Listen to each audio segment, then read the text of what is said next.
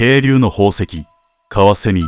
その美しい姿は誰もが知るところですが、実はくちばしは工学的に完璧な天才設計です。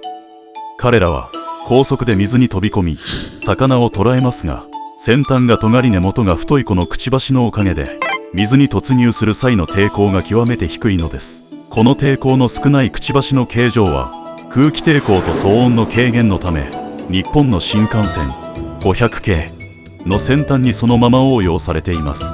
いや、それはもう空飛ぶ新幹線だろ。皆さんが知っている中で最も見た目と機能にギャップがある動物は何でしたか？コメントで教えてください。